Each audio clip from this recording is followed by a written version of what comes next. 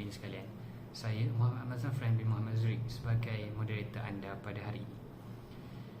Hari ini kita akan membincangkan tentang isu yang hangat diperkatakan kebelakangan ini, iaitu cryptocurrency ataupun Bitcoin. Saya pasti ramai di kalangan kita yang sering terdengar atau terbaca di platform media-media sosial berkenaan dengan cryptocurrency dan juga Bitcoin. Untuk info yang lebih lanjut, kita menjemput panel yang pertama, Nur Aiman Alif, untuk membincangkan tentang perkara ini. Dipersilakan. Assalamualaikum. Terima kasih atas undangan daripada Encik Amar. Bitcoin dan cryptocurrency adalah suatu yang sangat hangat kebelakangan ini. Namun, pendedahan tentang cryptocurrency di Malaysia sangatlah kurang. Maka hari ini saya akan menjawab persoalan yang bermain di minda semua orang. Apa itu Bitcoin? Bitcoin pada mulanya tercipta oleh Satoshi Nakamoto dengan tujuan menjadi satu mata wang digital yang akan menggantikan duit fiat. Namun, selepas lama di dalam pasaran, orang ramai telah melabel Bitcoin sebagai satu komoditi digital atau lebih dikenali sebagai emas digital yang menggunakan teknologi blockchain. Setakat ini, itu sahaja penerangan daripada saya. Kumpulan saya akan menerangkan lebih lanjut tentang cryptocurrency. Terima kasih. Seterusnya, saya mempersilakan panel kita yang kedua untuk memperincikan tentang sejarah Bitcoin itu tersendiri. Dipersilakan. Terima kasih saudara Amar. Baiklah, kali ini saya akan menceritakan tentang sejarah krisis kewangan yang berlaku pada tahun 2008 yang menjadi punca idea Bitcoin ini mula diperkenalkan dan berkembang. Seperti yang kita semua tahu, pada akhir tahun 2007, berlakunya krisis kewangan global yang melanda seluruh dunia. Hal ini berlaku apabila pasaran kewangan di seluruh dunia mula menunjukkan tanda-tanda bahawa pengiraan kewangan yang telah tertunggak selama bertahun-tahun akibat piawaian pinjaman yang longgar dan kredit yang murah. Apabila krisis ini tercetus, institusi kewangan dibiarkan memegang pelaburan dalam jumlah yang besar sehinggakan hampir tidak bernilai dalam gadai janji subprima. Di Amerika, berjuta-juta pemilik rumah mendapati diri mereka telah berhutang lebih pada gadai janji mereka daripada nilai rumah mereka. Hal ini menyebabkan ramai orang biasa kehilangan pekerjaan, simpanan mereka dan rumah mereka. Disebabkan kemelisahan yang melanda dunia pada ketika itu, seseorang yang bergelar Satoshi telah memberi idea tentang penciptaan Bitcoin ini yang sedikit sebanyak telah membantu mengembalikan kestabilan ekonomi global. Sangat menarik sekali perbincangan tersebut. Seterusnya, kita menjemput pula panel yang seterusnya bagi membincangkan tentang syarikat-syarikat pelaburan yang telah mula melabur dalam Bitcoin ini dan berapakah jumlahnya. Dipersilakan. Seperti yang kita dapat lihat, kini terdapat banyak syarikat besar dunia yang memegang mata wang Bitcoin. Merujuk statistik pada 27 November 2021, MicroStrategy telah mencatat bahawa syarikatnya telah memegang sebanyak 114,042 Bitcoin, manakala Tesla telah memegang sebanyak 48,000 Bitcoin. Pada waktu itu, kita dapat melihat Bitcoin anggaran bernilai sebanyak 54k USD, iaitu bersamaan dengan RM227,880 Malaysia. Ketua Pegawai Eksekutif MicroStrategy, Michael Sawyer, telah mengumumkan bahawa syarikatnya telah menggunakan Bitcoin sebagai satu aset kalis inflasi. Untuk pengetahuan semua, Bitcoin atau cryptocurrency ini menggunakan teknologi blockchain serta decentralized network sebagai asas kepada penggunaannya. Apakah perkara tersebut?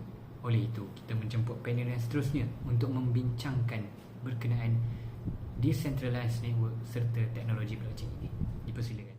Okey, blockchain ni adalah satu bentuk database. Spesifik lagi, ia adalah distributed database. Data yang disimpan dalam blockchain adalah transaksi mata wang kripto.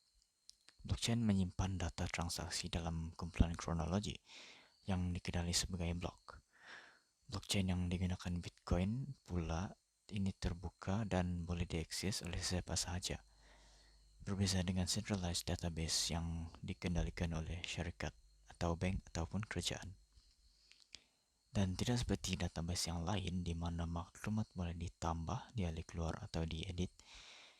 Maklumat yang di dalam blockchain hanya boleh ditambah. Bismillahirrahmanirrahim. Assalamualaikum warahmatullahi wabarakatuh. Terima kasih kepada saudara Amar yang telah menunjukkan soalan yang amat menarik bagi saya, iaitu apakah yang dimaksudkan oleh satu terma yang selalu digunakan dalam cryptocurrency ataupun Bitcoin ini, iaitu decentralization. Decentralization ini dalam bahasa Melayu ianya adalah pengagihan kuasa pusat. Pengagihan kuasa pusat ini dia membawa makna yang kita boleh mengendalikan sesuatu itu tanpa kewujudan orang tengah, iaitu semua orang boleh lihat dengan kewujudan ledger awam, iaitu blockchain yang diberitahu sebentar tadi. Daripada teknologi ini, kita mempraktikkan dia semula menjadi decentralization. Kita mewujudkan satu teknologi yang kita boleh menyelesaikan sesuatu benda tanpa perlu ada orang tengah. Dengan penggunaan sistem blockchain oleh mata wang Bitcoin pada hari ini, ianya telah mewujudkan satu aset yang boleh disimpan oleh semua orang dalam bentuk digital. Teknologi blockchain ini menggunakan 10 kali ganda lebih jimat tenaga berbanding dengan perlombongan emas ataupun sistem perbankan pada masa kini.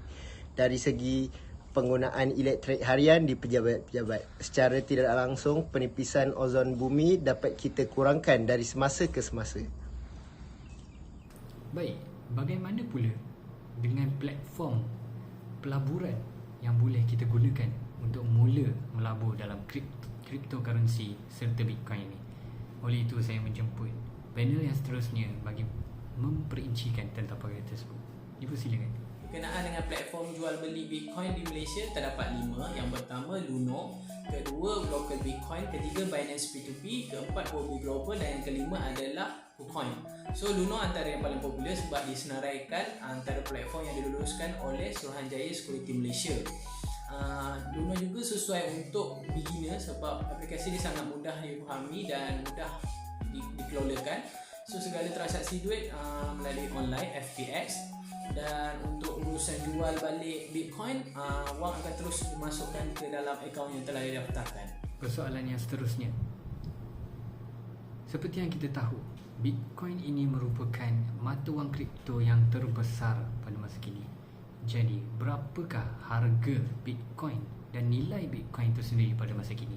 Oleh itu, kita menjemput panel yang seterusnya bagi membincangkan perkara tersebut. Dipersilakan. Terima kasih kepada panel-panel yang telah menghuraikan dan menjelaskan kepada kita tentang mata wang kripto dengan lebih terperinci. Jadi, saya selaku panel yang terakhir akan membincangkan serba sedikit tentang harga mata wang kripto khususnya Bitcoin. Pada awal penubuhan Bitcoin, harganya dalam sekitar $145, iaitu RM603.80. Tetapi pada hari ini, Bitcoin telah mencapai pada paras yang tertinggi, iaitu $68,789 bersamaan RM284,440. Secara kumulatifnya, harga ini telah melonjak naik sebanyak 47,503%. Di sini kita dapat melihat harga Bitcoin telah melonjak naik dari tahun ke tahun. Oleh hal yang demikian, ramai orang telah menceburi dalam bidang pelaburan mata wang kripto, khususnya golongan-golongan muda. Terima kasih. Baiklah, sekian sahaja untuk webinar pada hari ini. Diharapkan semua pihak dapat mengambil input serta info yang berguna daripada webinar membincangkan tentang Bitcoin serta cryptocurrency pada hari ini. Semoga bermanfaat pada semua. Sekian, terima kasih.